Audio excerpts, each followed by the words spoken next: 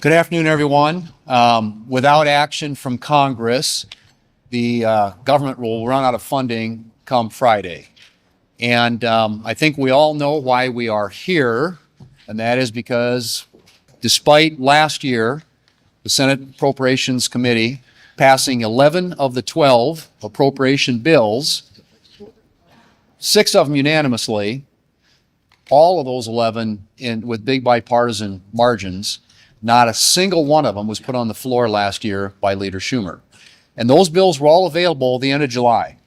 Those bills had all been passed through the Senate Appropriations Committee at the end of July of last year. And so here we are on the brink of a government shutdown, which will be entirely of the Democrats' making if it happens, because the House today will be voting on a continuing resolution to fund the government throughout the end of the year. And we'll send that over here to the Senate where we'll have an opportunity to act on it. A similar continuing resolution passed the end of last year in the Senate with 85 votes. This one should be no different, honestly. But as you all know, it takes 60 votes in the Senate to pass an appropriations bill. So we're going to need some Democrats to vote for it. The Democrats have used the filibuster 3 times this year already, despite arguing for its elimination as recently as a few months ago. But 3 times this year, they've already filibustered bills in front of the Senate.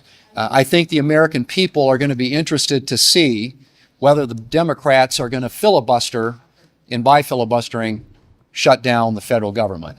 It is on them if this happens. There is a funding vehicle available coming over from the House of Representatives that will fund the government through the end of the fiscal year, September 30th, and we are prepared to take it up here in the Senate and make sure that on Friday, the government stays open. But it will be up to the Democrats as to whether or not that happens. Between now and then, we're working on the Stop Fentanyl Act, which is legislation that came out of the Senate Judiciary Committee. It's something that deals with the fentanyl crisis that we have in this country. And Senator Bill Cassidy, the chairman of the Health, Education, Labor, and Pensions Committee, has had a lot to do with that issue and with that legislation. And I'm going to ask him to come up and speak to it, and then we'll try and answer any questions you all have. Senator Cassidy. Thank you. 74,000 fellow Americans died of fentanyl or fentanyl analog overdose last year.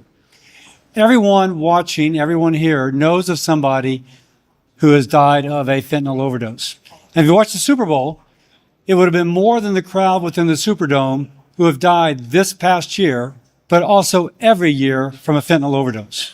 What this bill does, it makes permanent that a fentanyl analog exposes you to the same criminal penalties as if you're selling fentanyl. What's a fentanyl analog?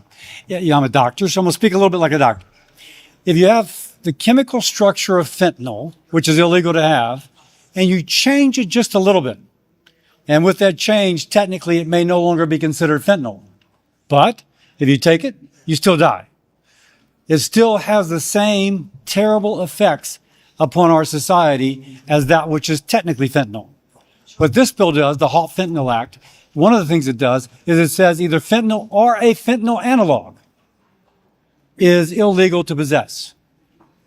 It also, so it strengthens the penalty. We've had this on the books temporarily. Now we make it permanent. One more tool for law enforcement to use to fight the scourge of fentanyl. It also allows for research. For those, fentanyl actually has a medical use. And so if there's some analog which is medically superior, it also allows that research, keeps that door open in case there's something positive for society for one of these analogs. This makes it permanent. It gives law enforcement one more tool. President Trump has said he will sign it. I'm glad that he will. Let's give as many tools as we can to law enforcement to take that 74,000 down to 0. So. Questions for Senator Kennedy? Or Senator Cassidy, sorry. It's kind of like in Louisiana, my bad. Well, what am I going to say now? You have to have some good. That dog don't hunt. Anyone? Question? Right here. The votes there? Yeah, the votes will be there. We had foreign committee. We had 7 co-sponsors from the Democratic side. I've worked closely with Senator Heinrich. This is bipartisan because, frankly, fentanyl is a bipartisan problem. And so if someone doesn't vote for this, you're thinking, wait a second, you're going to turn a blind eye for the fact that 74,000 people died last year and a similar number the year before and a similar number the year before. So I think the votes will be there. And it's passed the House. And so once it passes here, the president can sign it into law. Anyone else? Thank you. All right. So quick question. You have said that you hope that these tariffs are temporary, but the president is only ratcheting these up and the markets are now swooning. Would you encourage him to now back off of his trade war? Well, I think that what I've said before, I think, as you know, is that the president, I believe, is trying to accomplish a specific objective here, and that is to halt the flow of fentanyl into this country. And the tariffs are a tool in order to make that happen. And I am supportive of using tariffs in a way to accomplish a specific objective, in this case, ending drug traffic. But as I've said before, I hope these are temporary. I think the one thing that markets don't like is uncertainty. And there's obviously uncertainty, I think, around that tariff policy at the moment.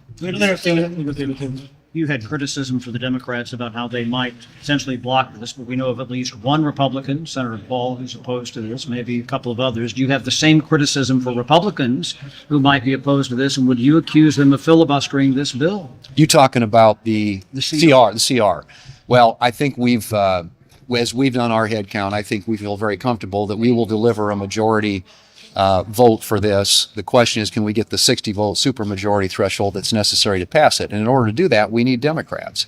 So we will have our conference on board in support of keeping the government open and finishing off what is last year's business, which is Chuck Schumer, the Democrats in the Senate at the time, not taking a single appropriations bill, putting it on the floor, or moving it forward. This is a pileup from last year. This is FY25. We want to get it in the rearview mirror, and we think the best way to do that, right now at least, based on what the House is going to do today and what the President supports, is to pass this CR.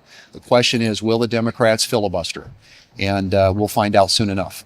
Yeah, I was going to say on that point, Mr. Leader, have you gotten any indication that the Democrats will join you? And if they don't, are you willing to consider this alternate CR that congressional appropriators have put forth that would extend government funding rate? I think the problem you've got with what a temporary CR does is it just continues to punt the problem down the road.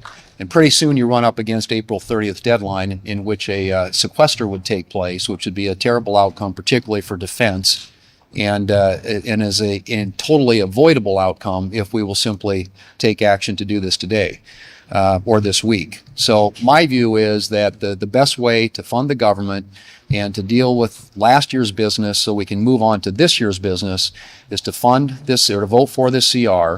And I'm hoping that we'll have the requisite number of Democrats in order to do that. And I think anything else they put out there is a smokescreen because at this point there's really one solution on the table. It keeps the government funded. It addresses the core issues I think a lot of Democrats care about in terms of programs that they want to have funded through the end of the year. And we think it represents the best solution at the moment. One more. Elon Musk said yesterday on Fox Business there's up to $500 billion to $700 billion in waste in some of the entitlement programs. He says there are 20 million dead people in the Social Security database. Would it make sense for Republicans to look at some of these programs for waste, fraud, and abuse, even if it's Social Security and Medicare, given what Musk is saying? I think we want to look at all programs of government for waste, fraud, and abuse. And I think what he was saying, my understanding is he was speaking specifically to the issue of waste, fraud, and abuse, not to the underlying programs. But I think any program in government probably can be run more efficiently and probably in a less costly way with a better return to the American taxpayer. So I think looking at the whole of government and trying to determine whether or not there are savings that can be achieved through whether it's reductions in personnel, reductions in overhead, all those sorts of things ought to be on the table. And I think that's the point he was simply making. I don't think he was talking about the underlying programs or their importance, which I think we all value. Thank you. Thank you.